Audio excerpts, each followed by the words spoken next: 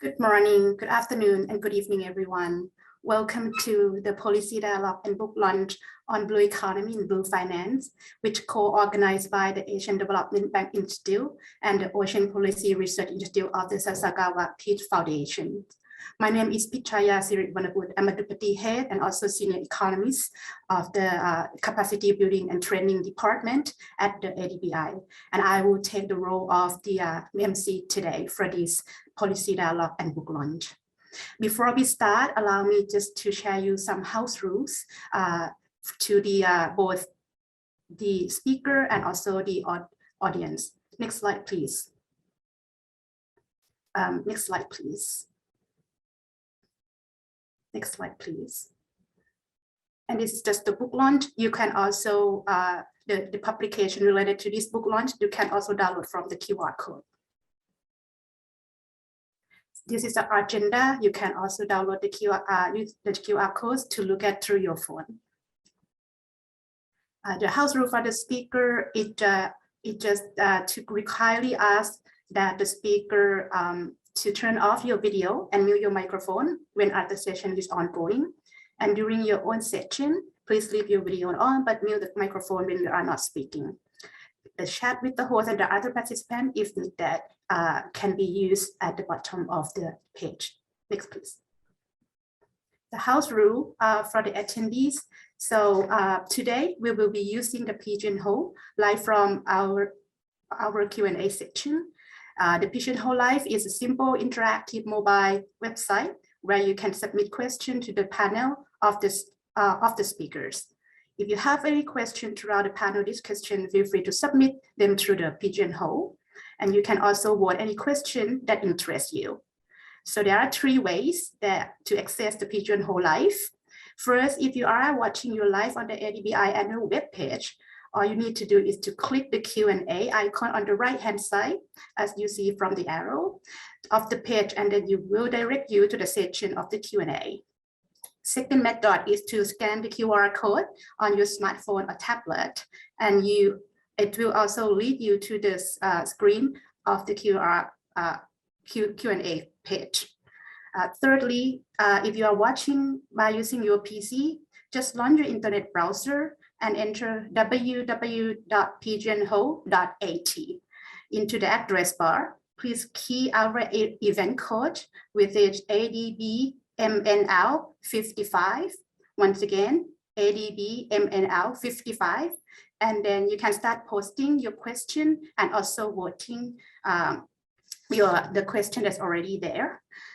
As you can see on this page, the question with the highest number of the vote will stand a better chance to answer by the speaker, because the moderator will pick on that one. Next slide, please. First, so now I would like just to officially open this policy dialogue and book launch of the Blue Economy and Blue Finance. Allow me just to kindly invite Professor Dr. Tetsushi Sonobe, the Dean and also the CEO of Asian Development Bank Institute, to deliver his opening remark. Dean Sonobe, the floor is yours. Thank you, Pichaya. Mr. Minister Stephen Victor, President Hide Sakaguchi, ADB Vice President Roberta Casari, and the distinguished speakers and participants. Good afternoon from Tokyo. On behalf of ADB Institute, I am delighted to join President Sakaguchi from Ocean Policy Research Institute of Sasakawa Peace Foundation, or OPRI, in welcoming you all to the policy dialogue and the book launch of a recent publication titled Blue Economy and Blue Finance Toward Sustainable Development and Ocean Governance, as a side event of the 55th ADB annual meeting. The book is published as ADBI's knowledge product that complements ADB's Action Plan for Healthy Ocean 2019 to 2024 and ADB Ocean Financing Initiatives.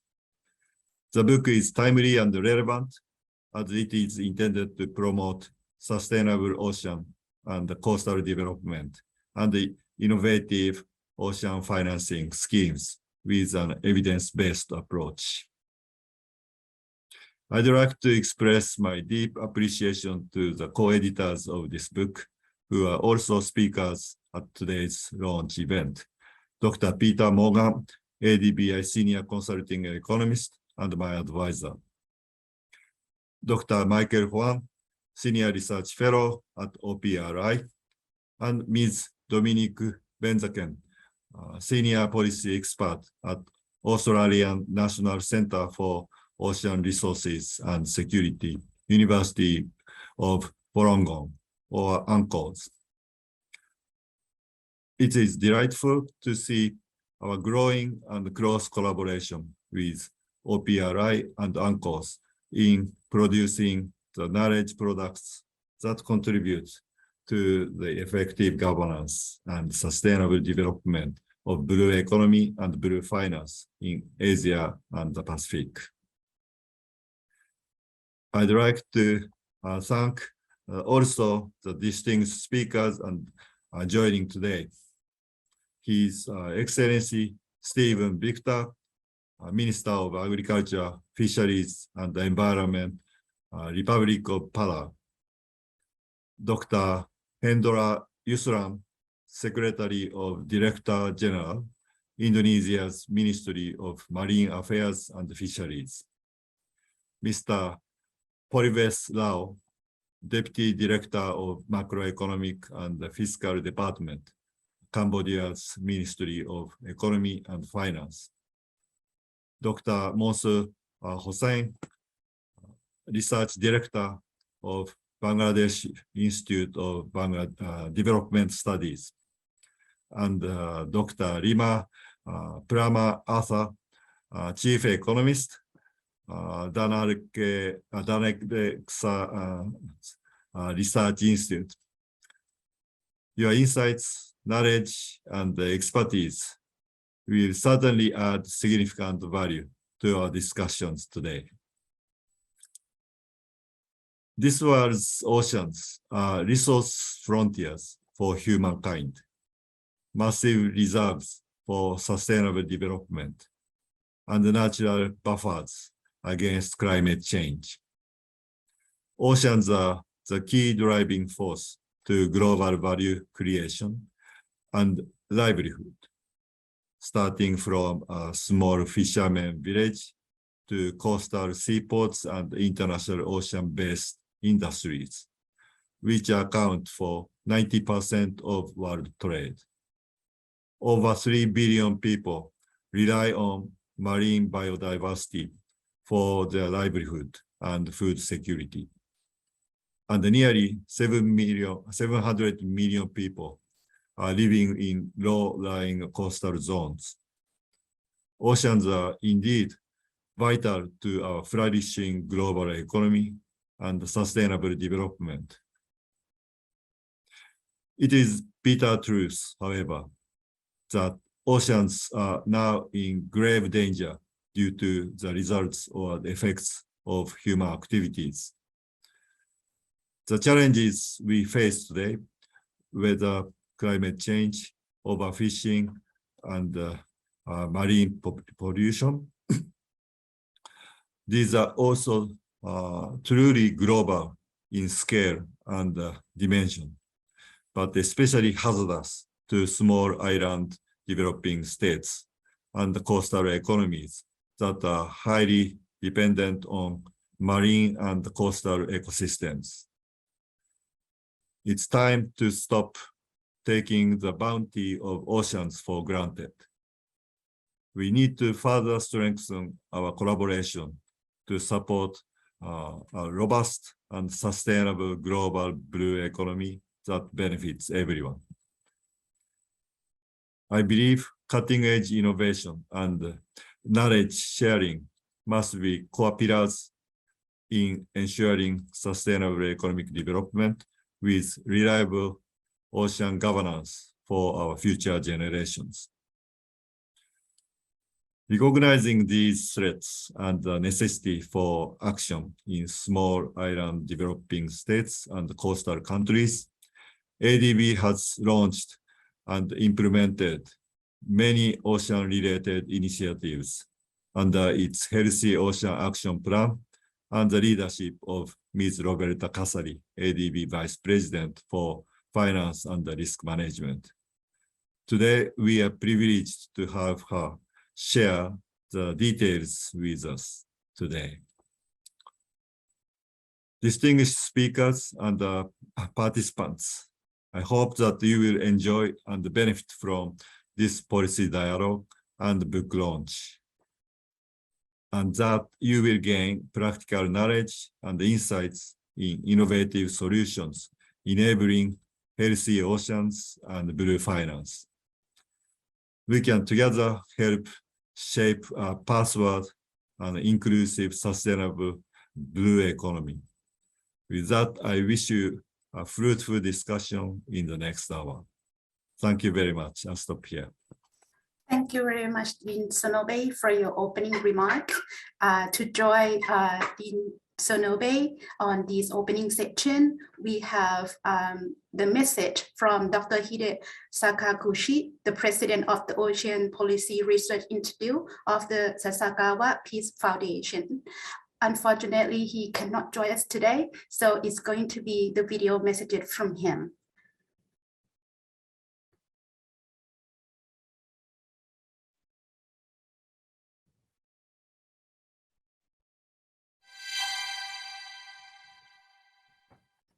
Dear ADB Institute Dean Tetsushi Sonobe, ADB Vice President Roberto Casali, delegates from the ADB member countries, ladies and gentlemen.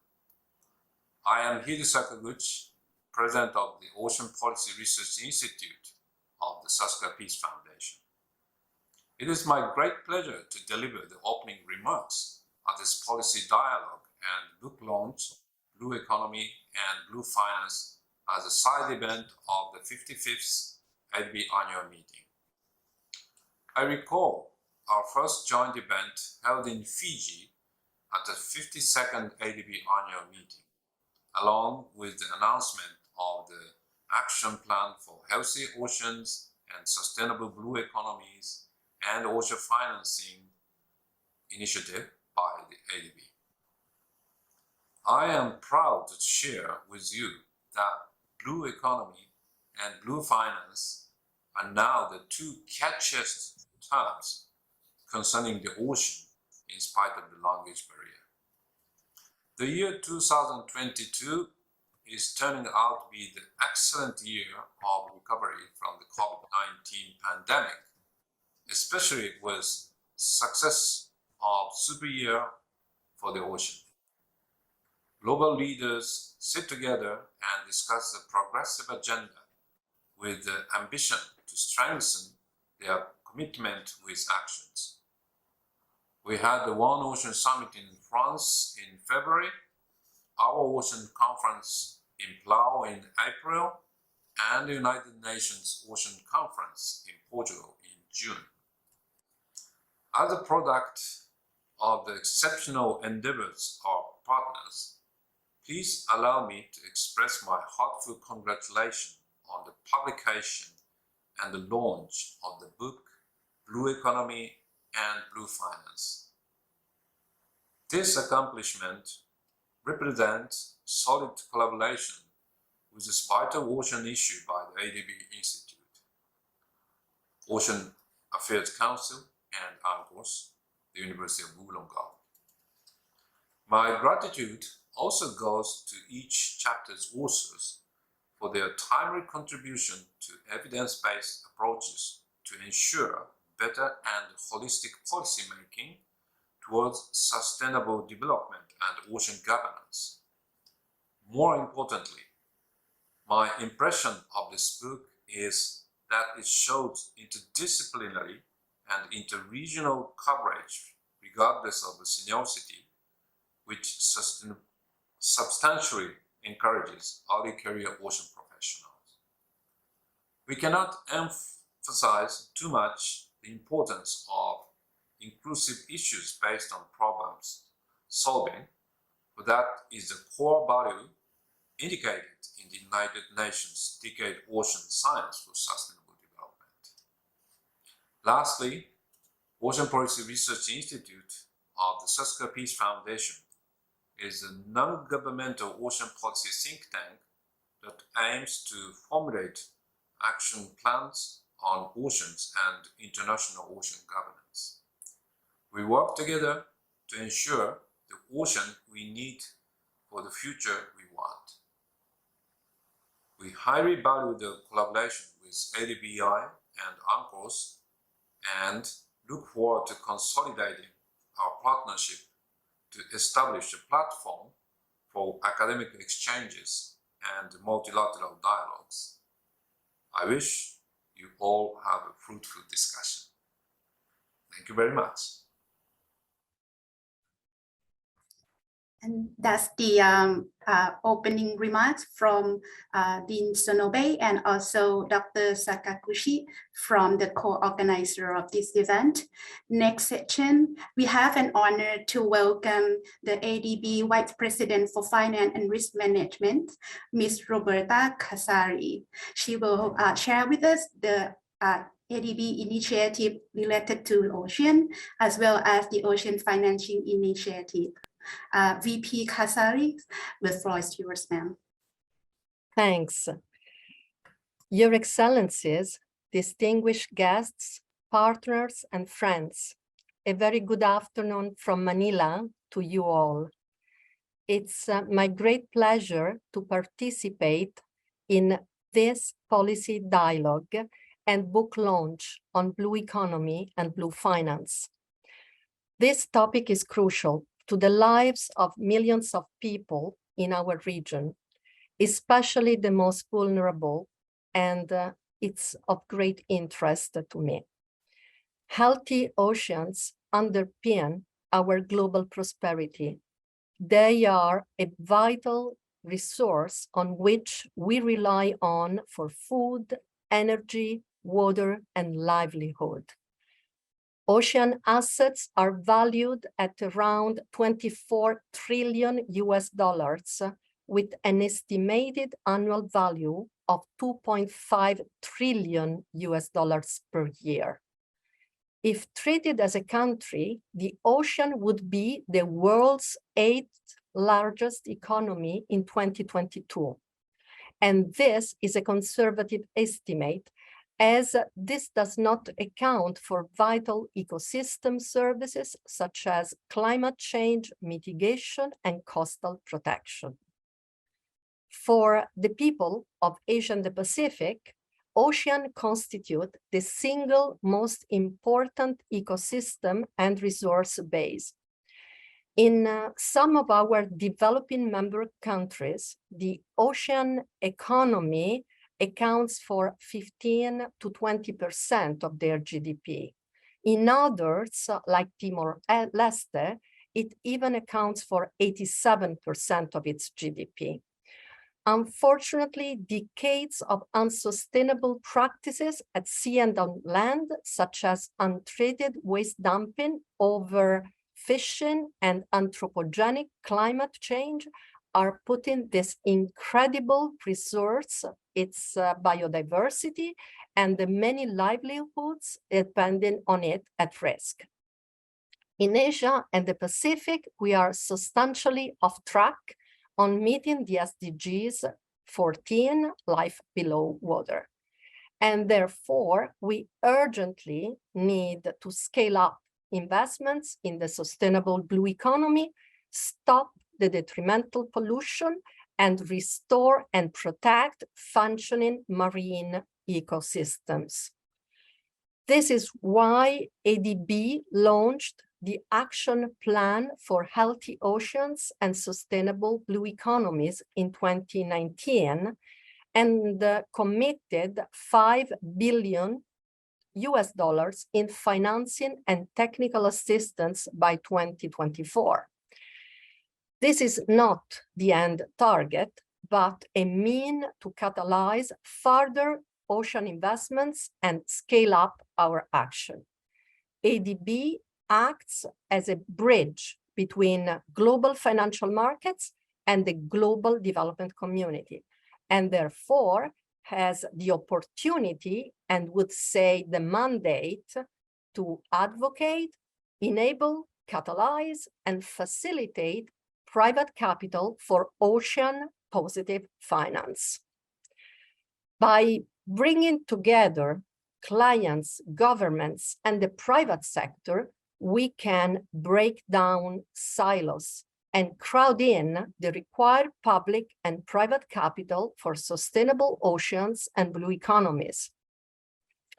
To achieve this, ADB adopted a two-pronged approach, which consists of 1, building attractive blue financing markets.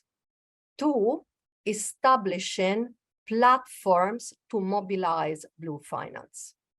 So first, ADB aims to build a market for setting standards and framework for sustainable blue finance. We are supporting our developing member countries to prepare and deliver impactful investments that meet such standards.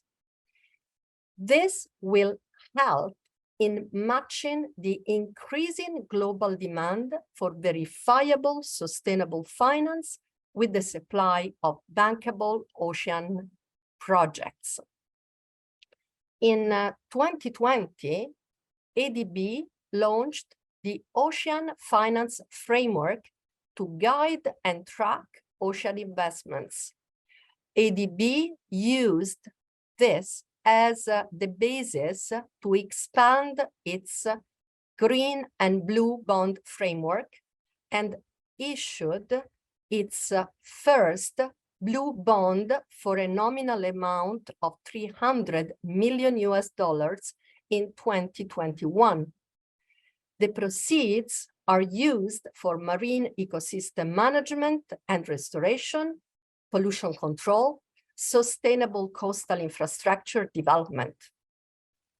Building on this, ADB continues its policy dialogue with key DMCs, so the development member countries. We are supporting them in developing ocean health and blue economy roadmaps, building bankable projects pipelines, and implementing ocean positive projects that meet the blue bonds standards. In June 2022, ADB launched an initiative with UN Global Compact, the International Capital Markets Association, UNEP Finance Initiative, and the International Finance Corporation to develop the global blue bond guidance. This will provide the global market consistency and transparency in financing the blue economy. We hope this will further unlock capital available for the blue economy by inviting more ESG investors. The second part of our approach is to develop new platforms to accelerate blue finance. For example, ADB has established the Blue Sea Finance Hub based in our resident mission in Jakarta to catalyze blue economy investments across Southeast Asia region, with a particular focus on ASEAN governments and small and medium enterprises.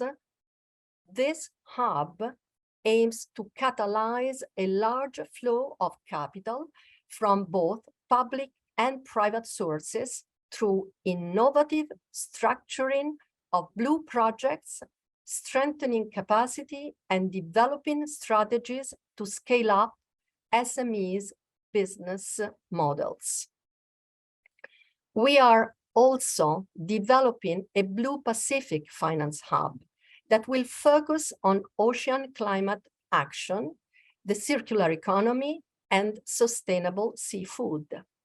we are preparing to launch an ocean financing partnership facility reflecting our recognition of the need for strategic, long-term, multi-partner cooperation.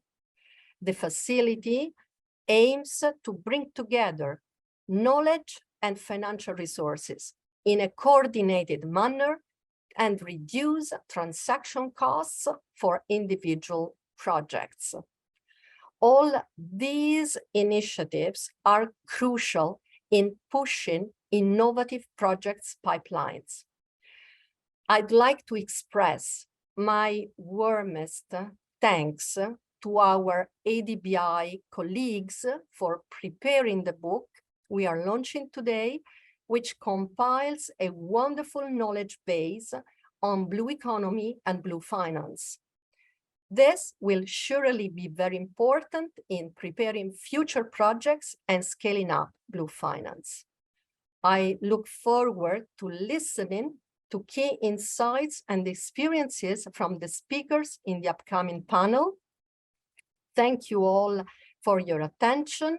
I'm convinced that by joining hands and working together, we can catalyze the needed finance for preserving our oceans and promoting blue economies, not just for Asia and the Pacific, but for the sake of everyone's future well-being and prosperity.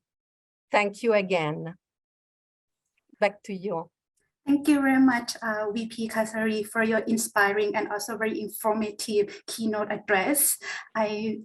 I believe that all the audience had learned a lot about the ADB initiative related to the ocean, a healthy ocean, and how ADB could support them in this particular area. I couldn't agree more that we should join hands and do the strengthened collaboration in this area for the prosperity and also resilience of the economies. Thank you again. So now next section would be the book presentation. I have an honor to welcome the two distinguished speakers who are also the contributors and also the editor of the Blue Economy and Blue Finance publication. First, allow me to introduce the first speaker, Dr. Peter Morgan, the senior consulting economist and advisor to the Dean of the ADBI. He also the former vice chair of the research at the ADBI until March 2022. Our second speaker is Dominic Benzagen, the senior policy advisor from the Australian National Centre for Ocean Resources and Security, University of Wollongong. And lastly, my long-time partner, Dr. Michael Huang, Senior Research Fellow from OPRI, Sasakawa Peace Foundation. So all of them will share us about the background of the book publication, the contribution to the blue economy and the blue finance, as well as to highlight the inter-regional collaboration and how we can strengthen and share some case study based on the book publication. The first speaker, I just turn the floor to you, Peter. Thanks very much, Jaya, for that very kind introduction. It's my great pleasure to present this book along with my co-editors. Could we have the slide, please?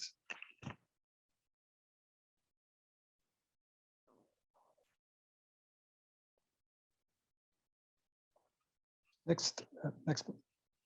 So I'll present the background of the book, and then Dominic Benzaken will talk about contemporary perspectives on blue economy and blue finance. And Michael Huang will give highlights of interregional collaboration, methodology, case study, and interdisciplinary approach. Next.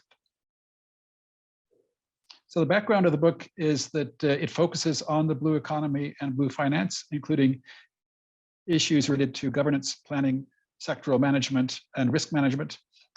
Topics include innovative ocean financing schemes and strategies for mitigating the impacts of climate change and unsustainable practices on communities that rely on a healthy ocean and coastal ecosystems. The findings in these chapters, I think, will provide comprehensive information and policy implications, which can significantly contribute to the Asian Development Bank's Action Plan for Healthy Oceans 2019-2024 and the Oceans Financing Initiative to support the blue economy, as mentioned earlier by Ms. Casali.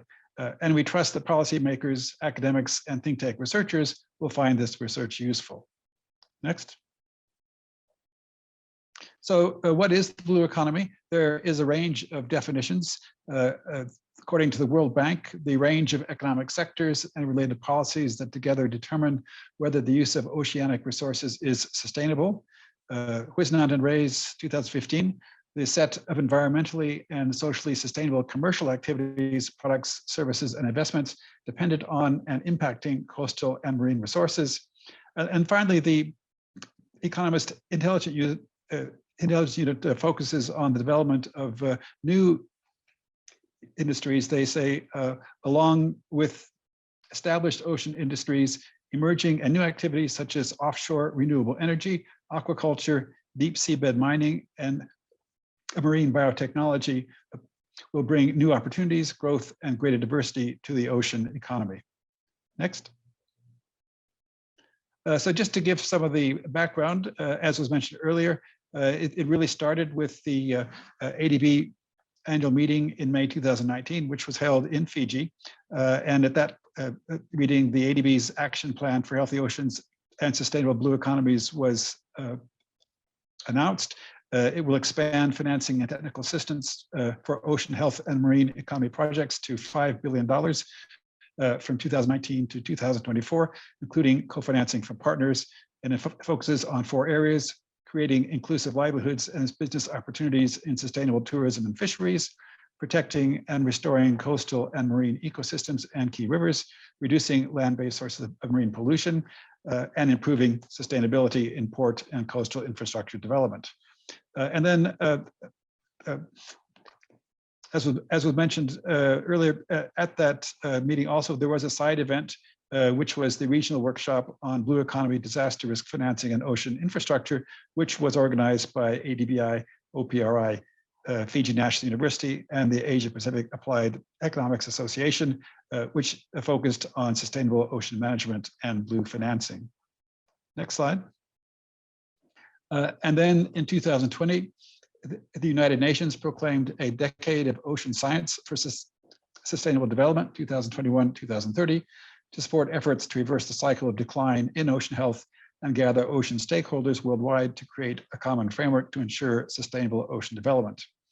And then 2 more events. First, March 2020, a regional conference and policy dialogue on blue economy and finance was organized by ADBI, OPRI, and ICDF. It held in Fiji. And the conference consisted of research presentations and policy dialogues, bringing together more than 50 participants from academia, governments, and NGOs. And then the book was essentially based on the conference held in November 20, the Conference on Blue Economy and Blue Finance, organized by OPRI, ANCORS, and ADBI, and the Ocean Affairs Council. And it included presentations on Japan, Australia, the US, Bangladesh, Philippines, Pakistan, and Sri Lanka, with a focus on timely ocean issues. Next. So the next part of the presentation will be given by my co-editor, Dominique Benzaken. Dominique? Yes, thank you, Peter. ANCORS is really delighted to have contributed to this publication. And the next few slides will be looking at, oh, can you move to the previous slide, please? Yep. It will be looking at the contribution to blue economy and blue finance contemporary trends that this publication focuses on. Next slide, please. As you know, since the early 20th century, and it's been mentioned by previous speakers, there's been a steady expansion of maritime activities and exploitation of marine resources. And with that, there's been a growing concern about the degradation of coastal and marine ecosystem, particularly, and this is particularly true in the Indo-Pacific region. There are three main milestones, if you like, that sort of provide the background on the emergence of blue economy in global discourse. The first one is the 1982 UN Convention on the Law of the Sea. And this is really the basic sort of architecture for the use, how countries actually use the ocean. And it's basically area-based codification of right and obligation of states, coastal states, but also other states that actually use the ocean. It's really the basis for the regulation of maritime activities such as fishing, shipping, and mining.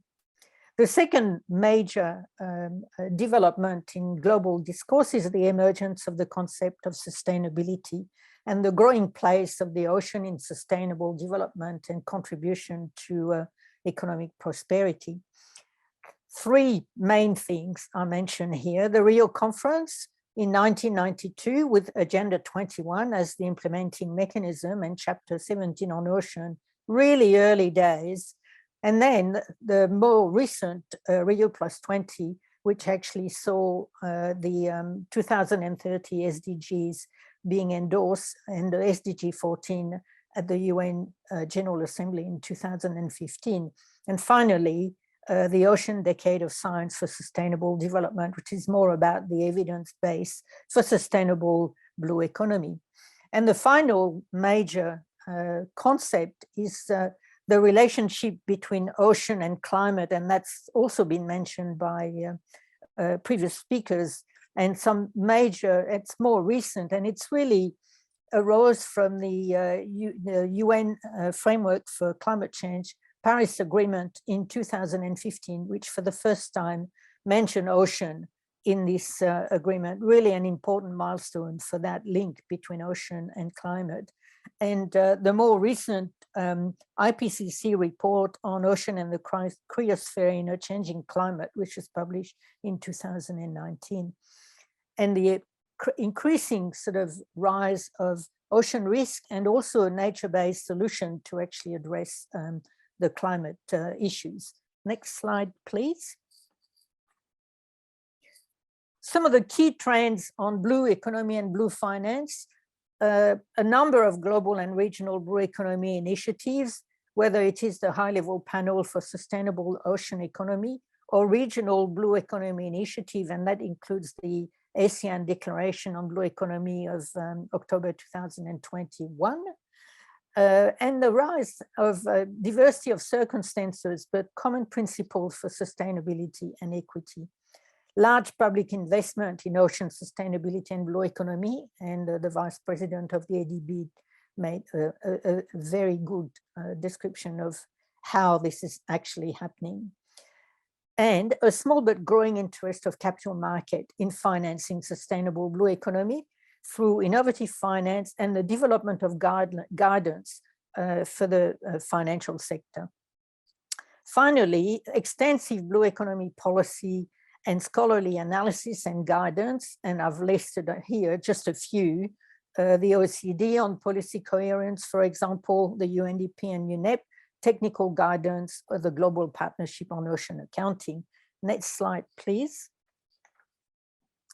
Now we're turning to the publication that we actually put together. There's a diversity of paper across a range of disciplines, sectors, and countries, which is a hallmark of blue economy as a multidimensional and multi-sectoral concept. Most of the papers focus on the enabling environment, and three major aspects are coming through. One is governance, the other one is capacity, and the third one is finance. On the governance side, Chapter 5, really interesting government policy and industrial clusters as drivers of blue economy in China. Really interesting case study. In the Philippines, two interesting chapters, Chapter 6 and Chapter 8, looking also at policy and institution for sustainable ocean tourism development, and Chapter 8 focused more specifically on taking a litter and circular approach. A really interesting also paper in Bangladesh looking at institution for sustainable tourism for socio-economic outcome. And finally, in India, an interesting paper on mapping policy, legal and institutions for sustainable offshore wind development, chapter 9. Next slide, please. Now, the other part of the other aspect of the papers of the publication, the look at finance and financing tool, very interesting paper on tracking ocean international aid flow, chapter 3. The Blueness Index for Cooperation as an attractive feature for investors is a really interesting chapter to a paper to looking at a climate-related index. And a third one on looking at capitalizing on co-benefits and synergies to scale up locally based blue economy on chapter 7. And finally, a comparative analysis of fisheries financing and institution with Cambodia, India, Indonesia, focusing on the importance of partnership between the various actors that actually interact in the financing universe.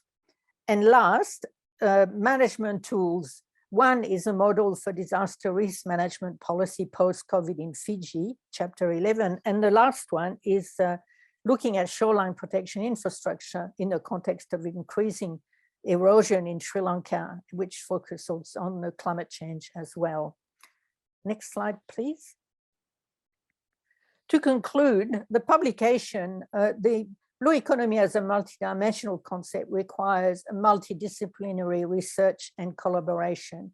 And so the collaboration between OPRI, ADBI, and ANCORS is a very important one, and will continue in the future to actually focus on blue economy and blue finance. This collection of paper contributes to developing a regionally based expertise and knowledge to inform policymakers and practitioners. Thank you very much for your time. Thank you. So I'm going to introduce the part of the highlights. Next page, please. For this book, ongoing Vice President Casales mentioned, is all for the everyone in the human kind. So, and now I also like to highlight the 3 chapters that includes the international collaboration. For example, chapter 3, Tracking International Aid for Ocean Conservation and Climate Action. So this is a joint work between Japan and USA. So that is from the OPRI and the Duke University. And in chapter 7, we have the case from Japan and Palau for capitalizing the co-benefits and the synergies to promote the blue economy in Asia and Pacific. We also have the Minister of Fishery from the Palau, so to share more insight of it. And also the chapter 11 is a joint work with Japan and the International Institute for Applied System Analysis, or IASA, in Austria. So we try to use the cutting-edge modeling and then to provide recommendation for the central bank to, especially for the small island developing states in the Pacific, to react with the disaster and also like the COVID pandemic. Next slide, please. So for the stressing the international aid for ocean conservation, we do also for the data term search from the term, and then for the following institutes like the Global Environmental Facilities, World Bank, and ADB and AFDB. So not only to abstracting the data, but also from the interview to determine the trend. Next slide, please. So after we define the trend and then also the usage, we can further visualize where the fund comes from and for what purpose. Also linked with the SDGs, that we can have a map overview of map and then see what part would be necessary. That is very referable for the state policy making and also other stakeholders. Next slide, please. And for capitalizing the co-benefits and synergy to promote blue economy in Asia and Pacific, for the case of Japan and Palau, the comparisons. That for Japan, we can see the right top, the angle. That in 2011, we had the Great East Earthquake Japan. And through the recovery process, we realized that, for example, the oyster production increased substantially, not just for the volume, but also for its value add. So that will be a very important case that to make the sustainable fishery certificate and also the branding as well. And also the developing in the tourism in Palau also had a very important transition that we can hear further with the minister from Palau later. Next slide, please. So finally, we had a paper with Japan and EASA to make build back better in the small island developing states. Initial insights from the binary constraint disaster model for disaster risk management and policy option in Fiji. So we use a BIND model. It's a demand-driven macroeconomic model that captures the joint impact of disaster recovery and also the tools, instrument from the central bank or from the fiscal policy. Next page, please. So the feature for this analysis is not only analyze the natural hazard like a cyclone that hit the shock, but also the pandemic of COVID-19 in recent, because it's a huge impact for the tourism industry and also shows importance of also the debt finance, tax increase kind of instrument from the government. And this kind of curve in the modeling can also help the policymaker to prepare the possible shock and also to create the best option, combined option for this kind of a shock and also for the future fiscal policy and as well as the other instruments.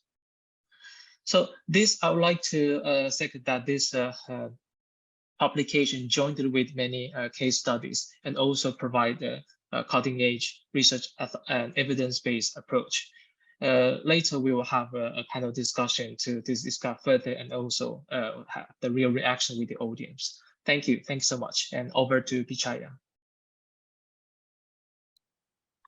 Thank you very much for all the three speakers with very comprehensive presentation, even though we have such a limited time. So right now, we like just to move to the next section that actually would be related to the book presentation for the summary that you just shared with us. It's the panel discussion on the blue economy and blue finance. I also like just to welcome Michael again one more time to be a moderator for this section. And Michael, we have about 40 minutes until the end of this event. So please go ahead and take the floor. Thank you. Thank you so much, Pichaya. And I was told to make another kind of introduction for the pigeonhole life. So maybe we would like to turn to the introduction slides, the 16th page. Because at this session, we welcome the participants also can to raise the questions to the panelists.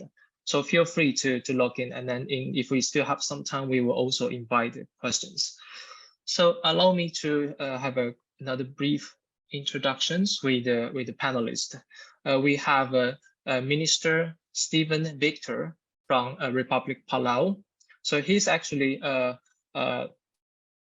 from Minister of Agriculture, Fishery and Environment, and also he's a marine biologist by training and an avid creator at heart. He served for environment and conservation sector in Palau and also the Micronesia zone for 20 years.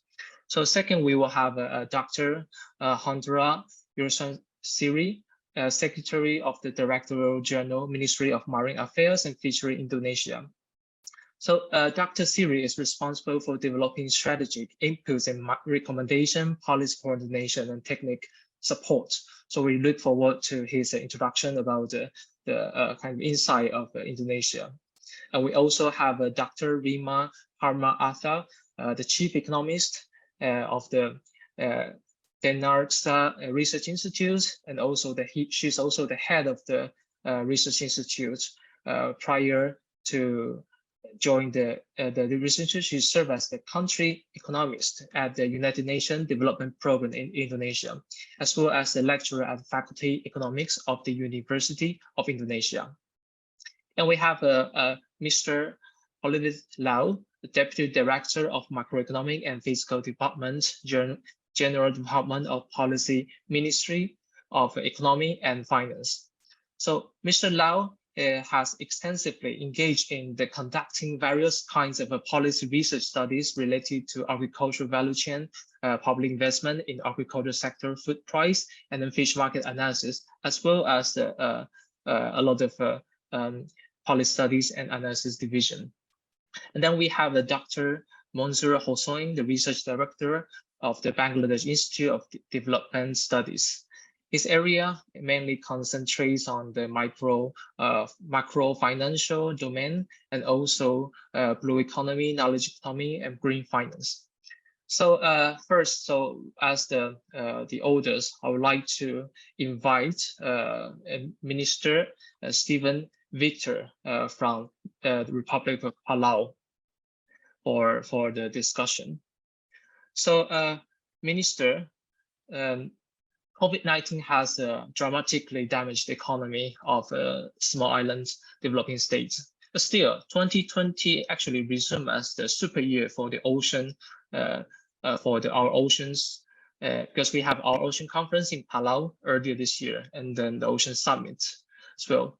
So I would like to ask that in this kind of a vibrant blue recovery in many new projects, could Palau share with us the recent implementation of the blue economy, and also maybe more specifically, please indicate what is the key elements in fishery, infrastructure, human resource, or international travel, and resource to ensure a resilient recovery. So Minister Victor.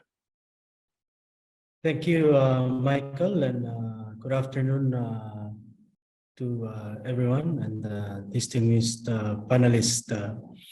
Palau has taken a very progressive approach to the ocean, having put in place policies that protects the oceans, such as banning deep bottom trawling, banning deep sea mining, and more recently establishing a large marine protected areas to ensure sustainable ocean that would benefit the people of Palau and the region.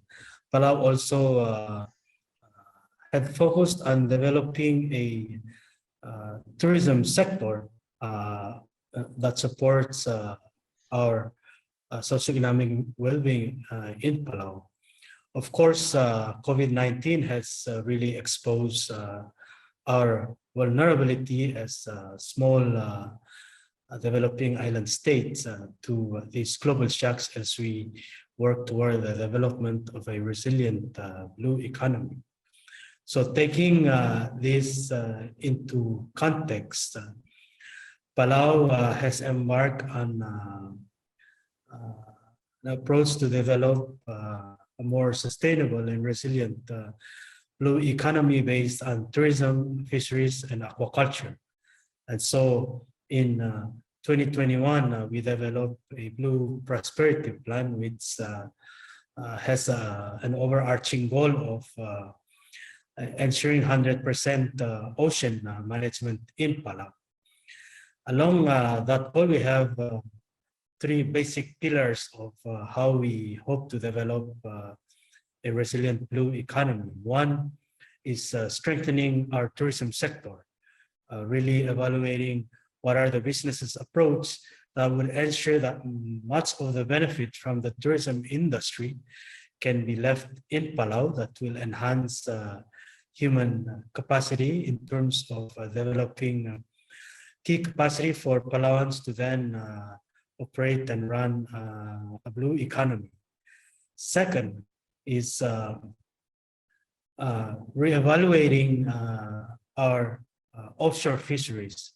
Right now, there's only 20% of our domestic fishing zone, which is clearly not enough to sustain a financially viable fishing activity within Palau's water.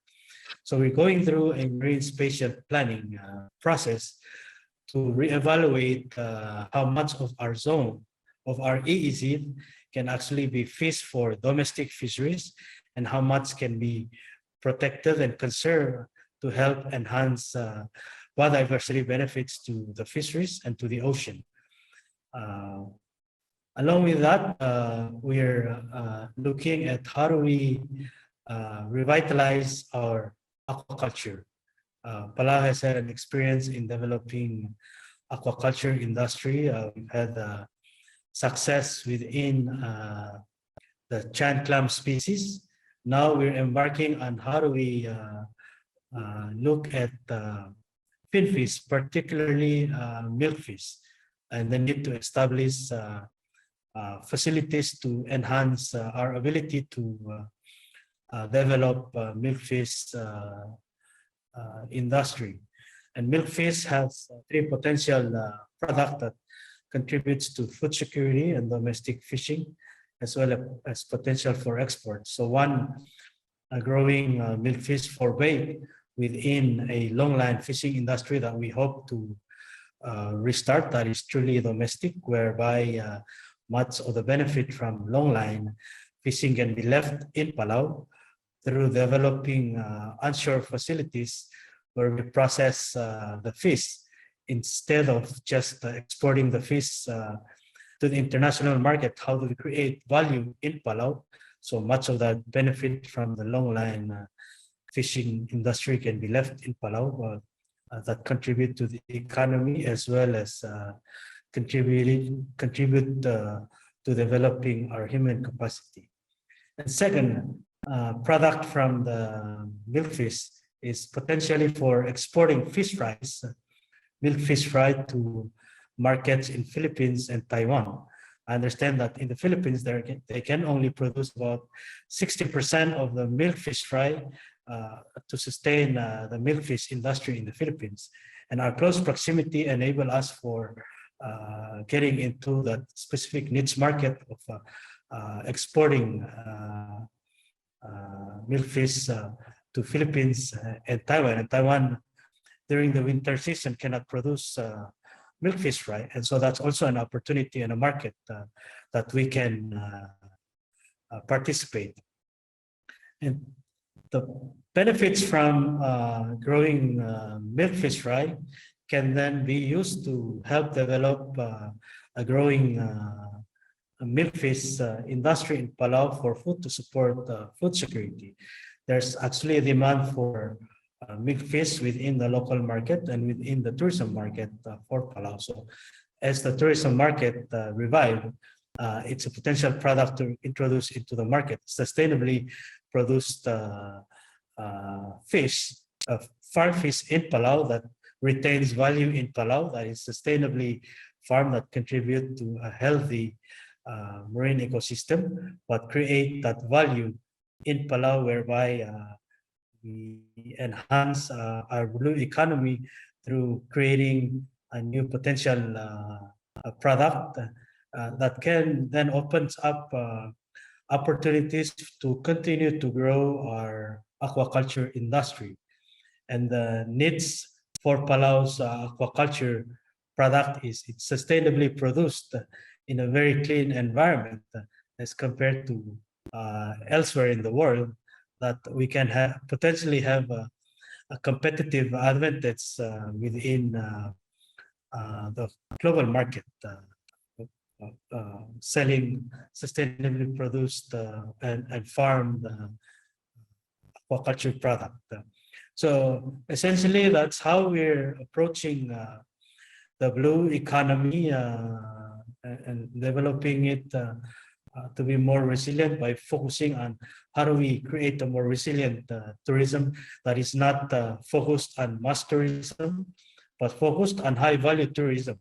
And therefore we create more value in Palau. How do we create a domestic offshore fisheries that contribute to a healthy and sustainable ocean and create value within Palau, where the benefit stays in Palau? And how do we grow our aquaculture sector that helps to contribute to food security? So in essence, those are the key three key pillars for how we're embarking on development of a resilient blue economy in Palau. And of course, you've mentioned a case study whereby we're working with Japan through JICA, and of course through OPRI in exploring more approaches in coastal fisheries, as well as development of ecotourism that will then continue to enhance our ability to create and develop a resilient blue economy in Palau.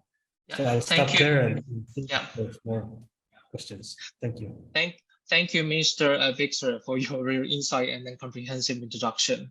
And now we have allow me to invite another panelist, for example, Dr. Siri from Indonesia. As Indonesia became the presidency of G20 in 2022, could you share with us the trend of the sustainable fishery or Indonesia's global and regional agendas? Maybe we need to go quickly, so maybe briefly within 5 minutes. Thank you. Right. Thank you, Michael. The thing is, Indonesia will be the presidency of the G20, and what blue economy strategy in Indonesia we interpreted into the 5 key point areas. First is a marine conservation, how we enlarge the marine conservation, but not only the size. We want to increase the effectiveness of the management of marine protected areas. We think this is because one of the key for marine biology and nursery ground for the most economic and high value economic of the fish in oceans, and then also will be there are some marine services such as like a tourism. And the second area, this is a quota-based fisheries management. This is a new policy that we want to impose because we have 11 marine management areas. What we really want is each the fisheries management, the economic growth center will be there. So we try to only 80% of the maximum, what we call maximum sustainable yield, MSY, that can be allowed for the total allowable catch. So it's only 80% of the fishery there. And the third area is sustainable aquaculture. We want to make sure that the aquaculture will be generating income for the community, not only in the inland fisheries, but also in coastal and also in the marine areas. And then the third point is coastal and small island marine spatial management, this is really important because we talk about the spatial plan.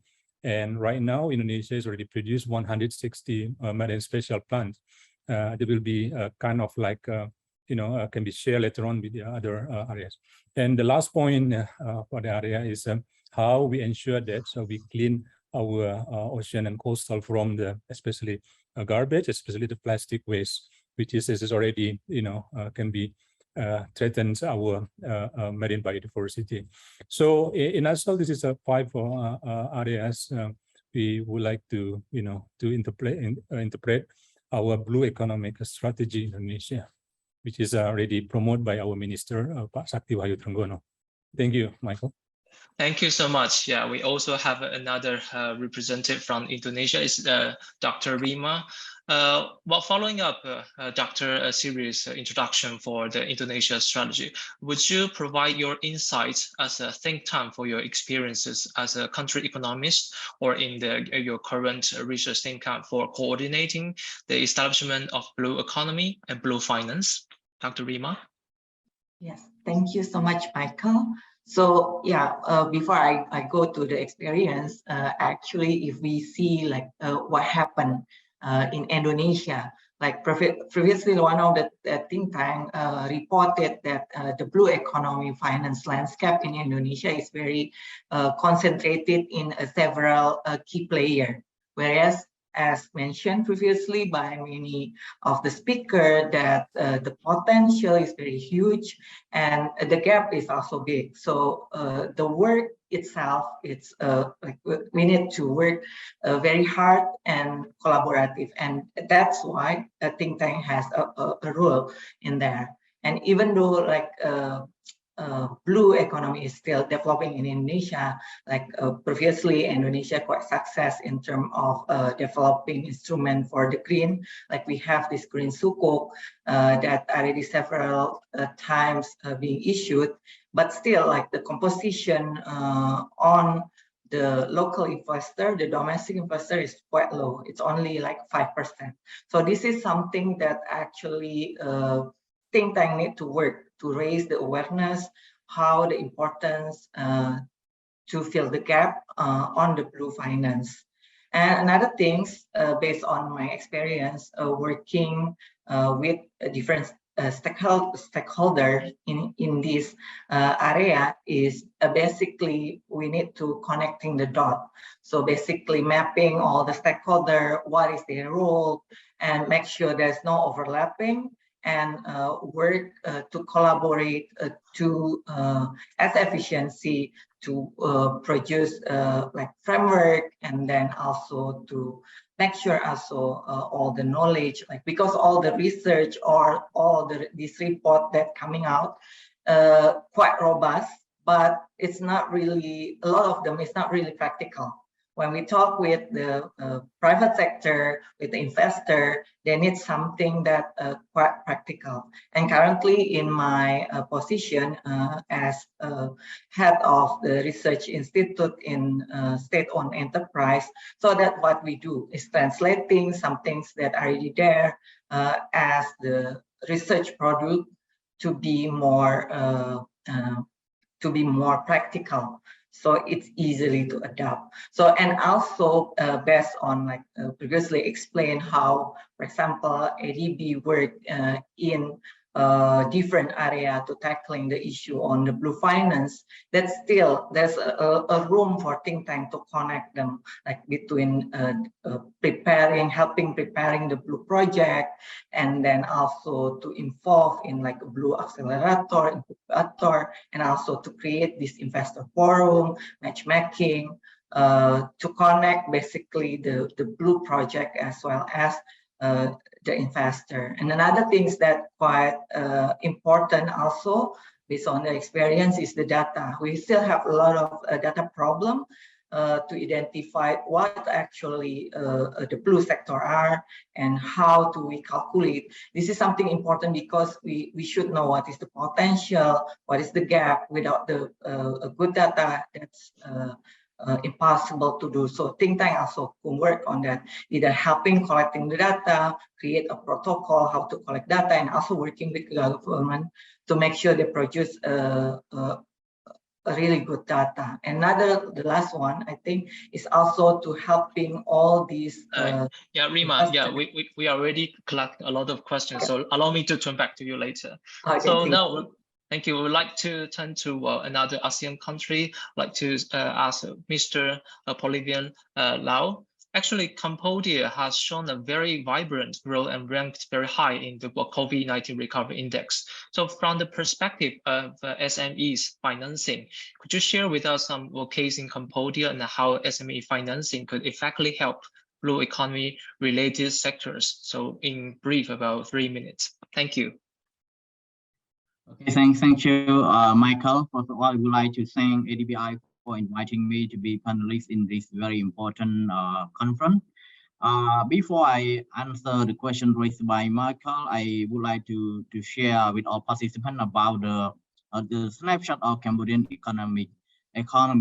In 2022, Cambodian expect to grow around 5%, and then in 2023 it will continue to recover with the average rate of 6%.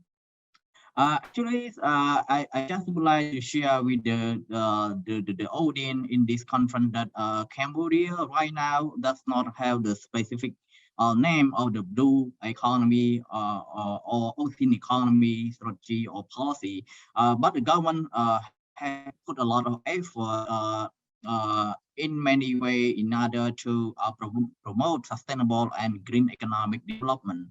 And I'm sure that coastal area development is one of the key priorities as well.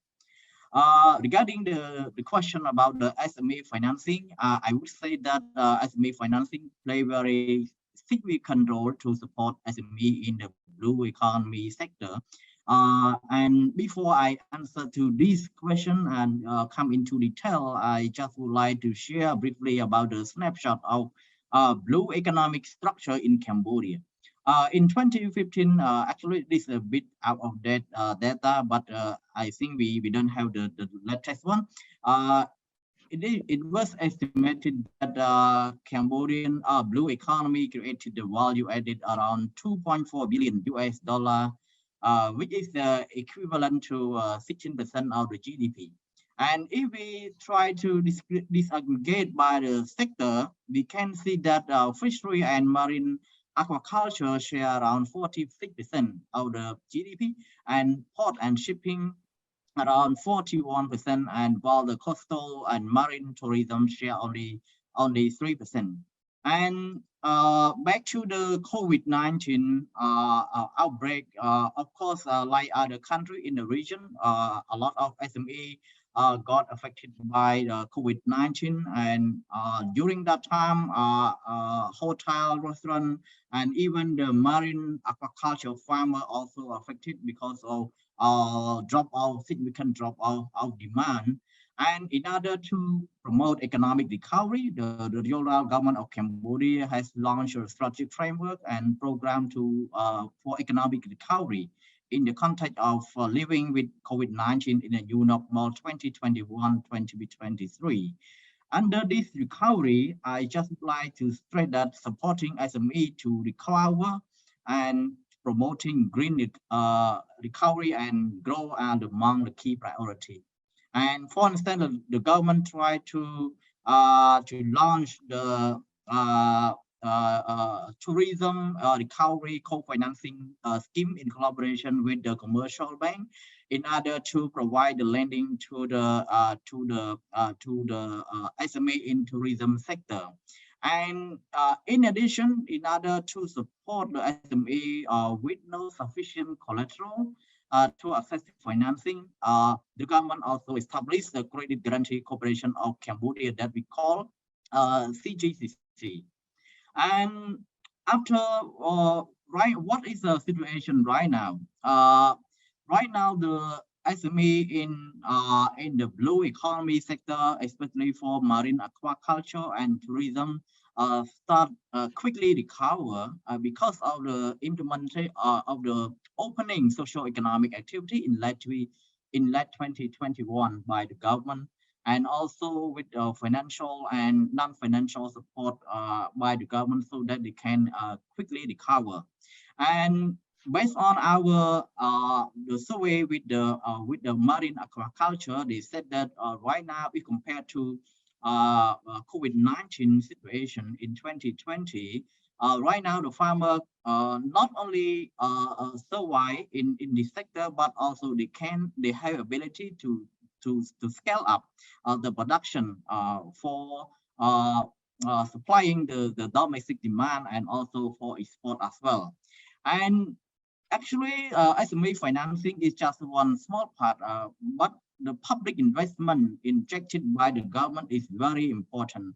I would just raise some example. For instance, like $200 million of public investment in needed infrastructure in Sinopville, and to transform Sinopville to become the multi-purpose special economic zone would be the play very important role to promote the blue economic development in Cambodia. And not only about the infrastructure, but also the government also try to ensure the development must be sustainable by investing in two-way system. Yeah, thank you. That's all from me. Thank you. Yeah. Thank you so much, Mr. Lau. Yeah. Before we go to our last panelist, Dr. Hosoy, we already collected several questions. So maybe let me ask the panelists to prepare, and then after the discussion from Dr. Hosoy. So maybe we have questions that what is the role of women in the blue economy? How can blue finance be leveraged to promote gender equality? So maybe Dr. Rima can answer this question later, or any panelist. And others like there's a question for Palau and Indonesia. Could you share some more about the role of spatial plans? So maybe we leave this question to Dr. Sri, maybe Minister Victor later. So before we go there, allow me to invite Dr. Hossain, Research Director from Bangladesh Institute of Development Studies. Dr. Hossain, would you briefly introduce the development of Bangladesh progress for blue economy, and what kind of incentive would you recommend policymakers and stakeholders to collaborate in this emerging and vital field? Thank you, Michael. Thank you for inviting me to this important policy dialogue. Before going into discuss with your question, I think I should give you all audience about the background of the blue economy in Bangladesh. In Bangladesh, especially blue economy got prominence since 2015. And the reason is that Bangladesh had been able to resolve or dissolve the disputes, maritime disputes with India in 2014 and Myanmar in 2012. And with those dispute settlements with the International Tribunal, now Bangladesh maritime sea area stands about almost the same as Bangladesh land boundary. So there is another Bangladesh in the Bay of Bengal. So from then, the importance of blue economy has come into the fore, and policymakers, experts, and researchers are now thinking about how to unlock the potential of the maritime blue economy, particularly in the maritime sea of Bangladesh. The issue, as already other panelists discussed, the issue is quite new and evolving, even for Bangladeshi policymakers and experts and others. So that's why it is important to conceptualize the issues and potentials and other resource mobilizations. And these are the important things to explore the benefits of blue economy for Bangladesh.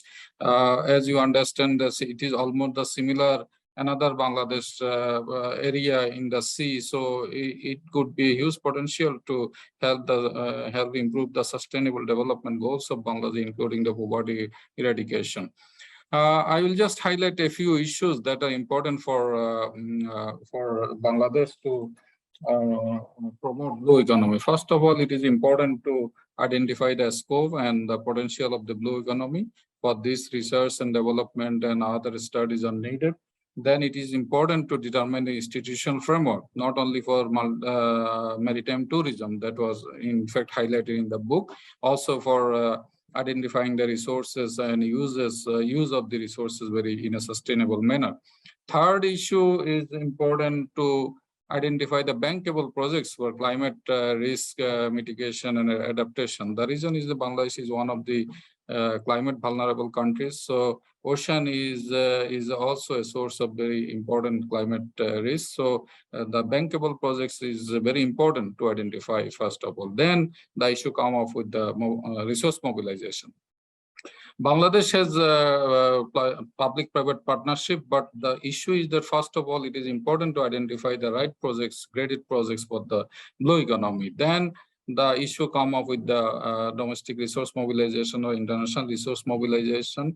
One study shows that by 2030, Bangladesh will need around $10 to $20 billion for the investment in the blue economy.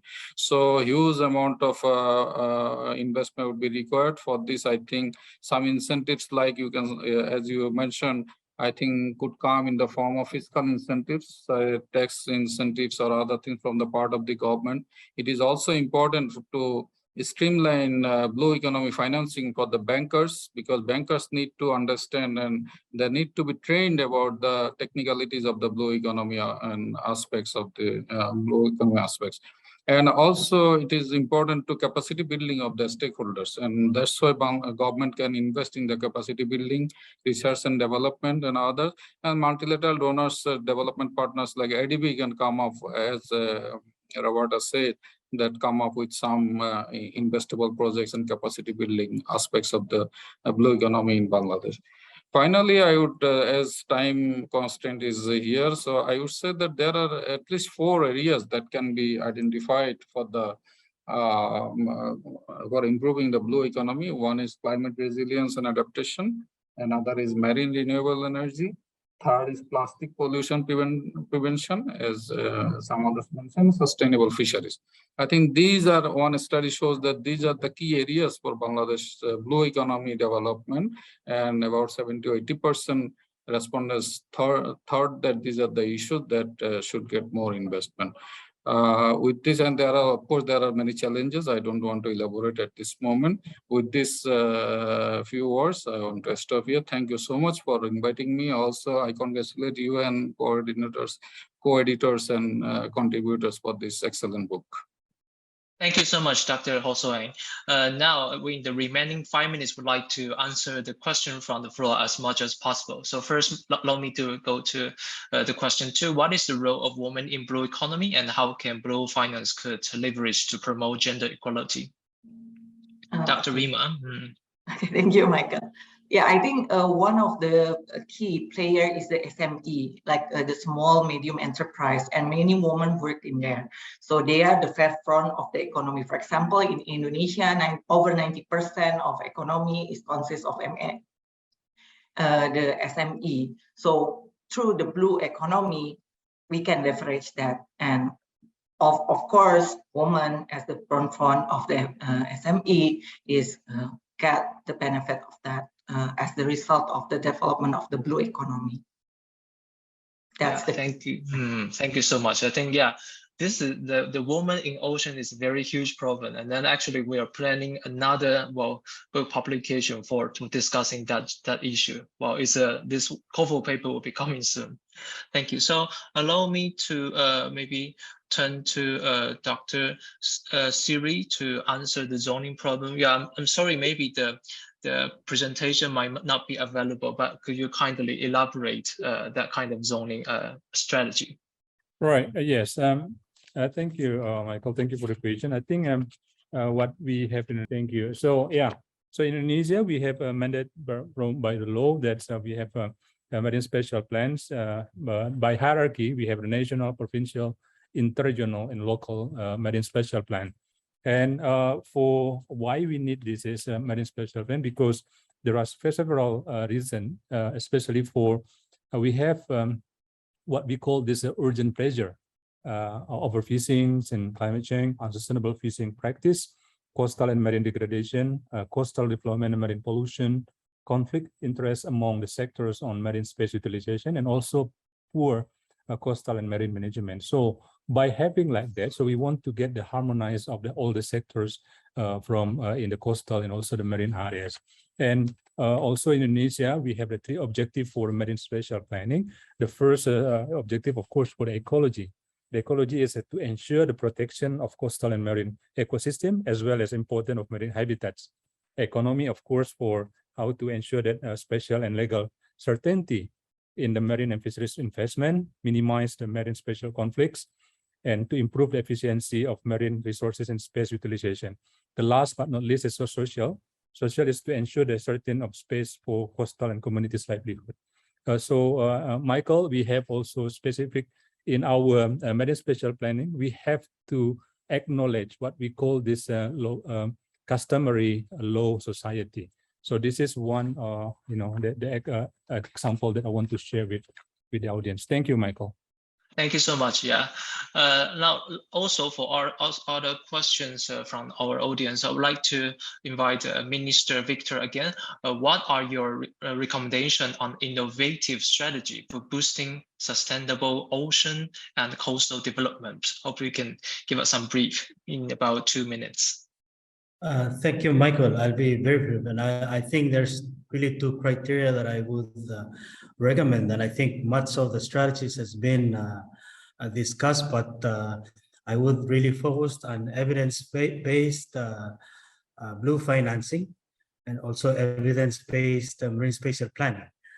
If we use evidence, particularly robust science and economics, to help guide how we're making decisions on the ocean, to me that helps us move toward a more sustainable ocean. In addition, being inclusive of all the stakeholders, particularly women and the most vulnerable, who are often not engaged at the very beginning of strategy development, I think if we engage women and vulnerable people in this process, we come up with strategies that addresses the very core socioeconomic needs of any communities, and therefore we're moving toward a more sustainable ocean, as well as development that really meets the needs of the communities by which development is being advocated. So I think those are two kind of key criteria that I would continue to advocate as key in any strategy development. Thank you. Thank you so much, Minister Victor. I would like to also raise a question that from the floor, that given the multi-sectoral nature of blue economy, what kind of a mechanism need to be in place to ensure that investments in the blue sector will result a positive impact or negative impact? There might be a huge question, so I would like to allow to any panelists who like to answer this question. So how can we accelerate the blue economy, and what kind of mechanism is needed? So maybe we'd like to invite Dr. Hosein to give a quick response. Thank you, Michael. I think blue bond is an option. I think very possible option for investing in the blue economy. But problem is that in many countries like Bangladesh, developing countries, bond market is not yet matured, and also this is very new concept. So in Bangladesh, the first, I think, green bond was introduced, but now the issue is that if we need to invest in the blue economy, so it is important to introduce the blue bond, and definitely it will have some positive benefit in the sense that it will reduce the risk of I think what I can say, the mobilizing resources from different sources that are not sustainable. So that's why it is important, but for the countries, it is important to identify the bankable projects, important projects, and then to go for some blue bond issues. Yeah, thank you, Dr. Hosein, for your insight, and also kind of reminding of all the participants and then stakeholders that the ocean research and ocean economy, blue economy, is very interdisciplinary, and only through the joint hands from different ministry and stakeholders, and as well as the think tanks, to work on this issue all together. I believe that this book, and then this is just the beginning, and with our panelists today also give the robustness of this book and contents, and we will continue to strengthen the contents and then for the holistic approach for that. So please join me to thank all the participants and then all the panelists that joined at this panel discussion. Thank you. Thank you. So now, thank you so much. Now I over the floor to Pichaya. Thank you very much, Michael, for your excellent moderating skill, and also thank you all the panelists for in the policy dialogue today. So we have learned a lot about this country strategy from our distinguished panelists, how to protect the marine ecosystem, how to improve infrastructure for the development of the blue economy and blue finance, the trend, and also the development in each economies of each countries. So we thank all of them for this very knowledgeable and also informative information. So now we have come to the end of this book launch and also policy dialogue. As I mentioned, we have listened a lot about the country strategy along with many international agreements and also the report that have been launched and implemented to support the development and the contribution of the ocean and the blue economies. We have heard about, of course, everybody knows about the United Nations SDG 14, as well as we have repeatedly mentioned and also emphasized the ADB Healthy Ocean initiative that ADB has launched in the last 3 years to support the developing country in Asia in this particular area. So with all of these, development and progress is highlighted important, as well as the agency to expedite the progress toward the sustainability and resilience in the ocean-related context. And we can see it through national action plans, as well as the national collaboration, as highlighted by the VP Kasali, that it's very important for us to be hand in hand, strengthen this international organization to support this development. So with all that note, we hope that our publication on the blue finance, blue economy and blue finance will be an important part and complementary part to support in terms of the knowledge product that ADB in collaboration with OPRI and Angkor University of Wollongong to develop this publication to be a useful sources of information and knowledge that the government official, particularly from the developing country in the region, can utilize this knowledge for their policy design or action plan for the ocean development. As Michael mentioned, we will continue our collaboration to further and to support the developing country in the region. And we look forward to our next collaboration, particularly when it's come to strengthen ocean equity in the next year. With all that note, I would like just to thank all the speakers, all the panelists, all the moderators for this event. And I also like to invite all the audience to respond to the satisfactory survey that ADBI would just send out to you.